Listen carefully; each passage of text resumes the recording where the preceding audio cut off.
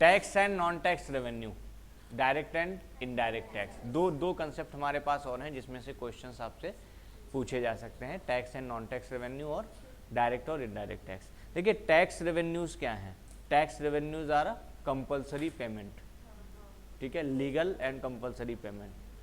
Tax जो है, जो टैक्स रेवेन्यू है, ये क्या है, कंपल्सरी पेमेंट है, कंपल्सरी पेमेंट। ये आप जिसके ऊपर लगाया गया है, इम्पोज्ड बाय गवर्नमेंट ऑन, नहीं नहीं नहीं नहीं, इम्पोज्ड बाय गवर्नमेंट, ठीक है,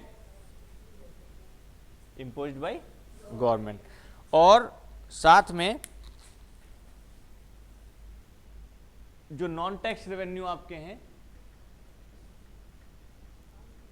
ये क्या होता है, ये होता है payment for enjoying services, services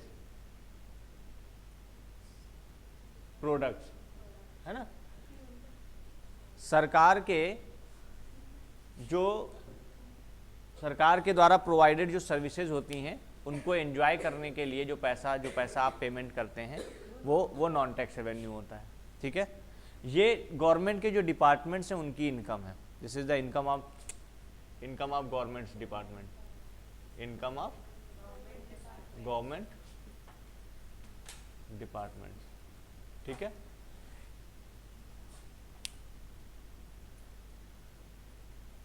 ये जो नॉन टैक्स रेवेन्यू है, it is not a compulsory payment. ये क्या है, ये कंपल्सरी पेमेंट है, जिस पर लगाया जाएगा, हाँ, द पर्सन हैज टू पे। क्या, हाँ, दोनों ही इनकम है गवर्नमेंट की, ये भी और ये भी। रेवेन्यू जो है वो दो तरीके का है, टैक्स रेवेन्यू है और नॉन टैक्स रेवेन्यू है। टैक्स रेवेन्यू जो है वो कंपल्सरी पेमेंट है, जिस पर लगाया गया है उसको पे करना ही करना है, वो उसको स्कैप नहीं कर सकता। यहाँ पर जो है नॉन टैक्स रेवेन्यू, ये कंपलसरी पेमेंट नहीं है, ये अगर आप गवर्नमेंट की कोई सर्विसेज को एंजॉय करना चाहते हैं, गवर्नमेंट जो सर्विसेज प्रोवाइड करती है उसका उपयोग करना चाहते हैं, then you have to some fees for that.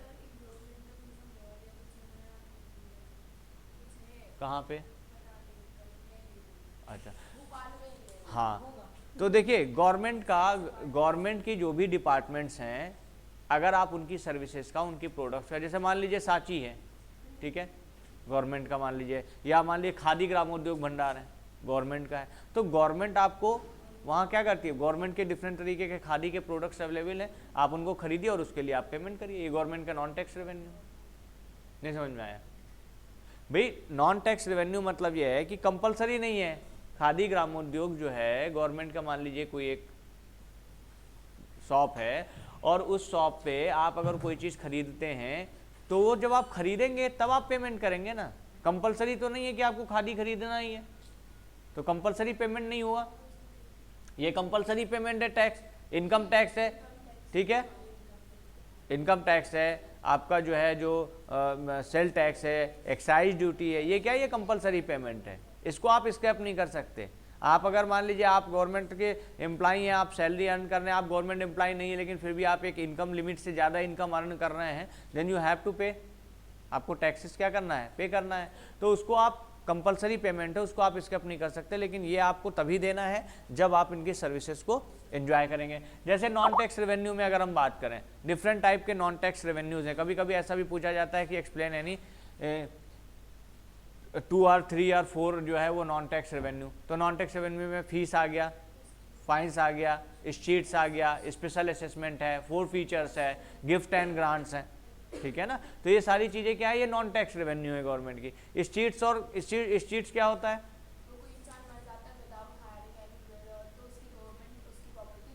हाँ, स्ट्रीट्स क्या है कि जब कोई पर्सन विदाउट कोई बिल बनाए हुए, कोई अपना जो है बिल बनाए हुए कि भाई मेरे मरने के बाद मेरी प्रॉपर्टी का मालिक कौन है, मतलब ऐसा पर्सन जिसका कोई वारिस ना हो, जैसे मान लीजिए कोई व्यक्ति, उसके बच्चे हैं, तो वो अगर ऐसे मरता है तो वहाँ पर गवर्नमेंट इस तरीके का काम नहीं करती, क्योंकि वहाँ पर तो क्या उसके बच्चे को मिल जाएगा। कोई ऐसा पर्सन है जिसका कोई भी वारिस नहीं है कोई भी, तो वहाँ पर अगर उस पर्सन की डेथ होती है तो गवर्नमेंट कुछ दिनों का टाइम देती है कि भाई ये इनकी प्रॉपर्टी है और इस प्रॉपर्टी का अगर कोई मालिक है तो वो आकर के कंप्लेन करे, और नहीं है तो इतने दिन के बाद ये प्रॉपर्टी गवर्नमेंट की प्रॉपर्टी मान ली जाएगी। ठीक है, इस चीट्स क्या होता, ये फोर फीचर्स क्या होता है? कोर्ट में जब कोर्ट ने मान लीजिए कि कोई आपको कुछ करने का आदेश दिया और आपने उसकी बात को डिनाई कर दिया या उस पर आपने जो है वो एक्शन नहीं लिया, आपने उस पर काम नहीं किया, तो ऐसी सिचुएशन में गवर्नमेंट क्या करती है कि आपके ऊपर पेनाल्टी इंपोज कर देती है। This is called four features. Special assessment क्या है कि आपकी जो प्रॉपर्टी वगैरह है, मान लीजिए कि उसके पास गवर्नमेंट की कोई डेवलपमेंटल एक्टिविटी से आपकी प्रॉपर्टी के रेट बढ़ गए, इसकी वजह से उस पर आपको जो बढ़ा हुआ टैक्स पे करना पड़ता है वह स्पेशल असेसमेंट कहलाता है। तो इस तरीके से ये नॉन टैक्स रेवेन्यू के पार्ट होते हैं। ठीक है, डायरेक्ट टैक्स और इनडायरेक्ट टैक्स में क्या डिफरेंस है? डायरेक्ट टैक्स और इनडायरेक्ट टैक्स है। डायरेक्ट टैक्स और इनडायरेक्ट टैक्स,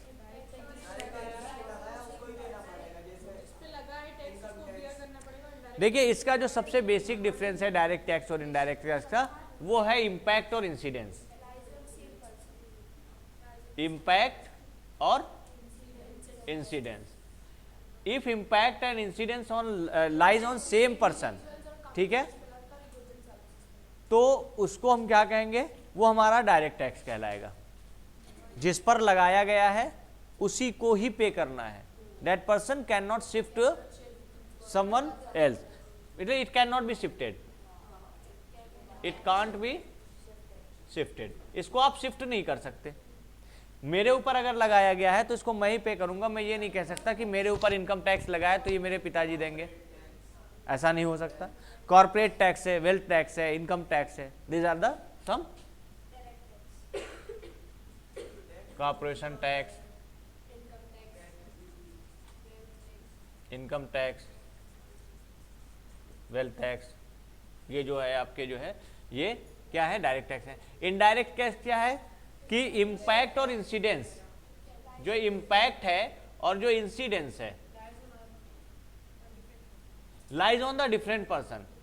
ठीक है, ये जिस पर लगेगा वही पे करेगा, ये लगेगा किसी पर पे करेगा कोई दूसरा। जैसे मान लीजिए कि जो जो सेल टैक्स है, ठीक है, सर्विस टैक्स है, ये जो चीजें हैं ये क्या है? ये इम्पैक्ट और इंसिडेंस अलग अलग होता है। लगाया किसी पर गया, करभार किसी पर है, ठीक है, और करापात किसी पर, मतलब ये दो अलग अलग चीजें, इम्पैक्ट और इंसिडेंस। किस पर लगाया गया है और कौन एक्चुअल उसको बियर कर रहा है। मेरे ऊपर लगाया गया, मैंने ही बियर किया। एक्चुअल जो है जो टैक्स है वो मेरे ऊपर लगाया गया और मैंने उसका पेन भी बियर किया, ऐसे आप समझ लो। ठीक है, उसको देने पर जो सेक्रीफाइस किया वो भी मैंने ही किया, तो वो क्या हो जाएगा? डायरेक्ट टैक्स हो जाएगा। इनडायरेक्ट टैक्स क्या है कि लगाया तो मेरे ऊपर गया, लेकिन उसको एक्चुअल सेक्रीफाइस किसने किया? मैंने उसको क्या किया? शिफ्ट कर दिया। सेल टैक्स है, मैंने उसको प्रोडक्ट की जो कीमत है उसमें ऐड कर दिया और उसको मैंने क्या किया? पब्लिक से वसूल लिया और कंज्यूमर से, और उसके बाद उसको फिर जमा करा दिया। तो एक्चुअल में लगाया मेरे ऊपर गया, जमा भी मैं ही कर रहा हूं, लेकिन मैंने उसको क्या किया? शिफ्ट किया। That I am collecting tax from someone other, है ना। तो जब हमने टैक्स को शिफ्ट कर दिया, यानी it can be shifted, it can be shifted. और जो है जैसे सेल टैक्स है, आपका सेल्स टैक्स है, एक्साइज ड्यूटी है, ठीक है ना। तो ये जो वैट है, सर्विस टैक्स है, वैट है, सर्विस टैक्स है, ये सारी चीजें किसके पार्ट होंगी? ये इनडायरेक्ट टैक्स का पार्ट होंगे।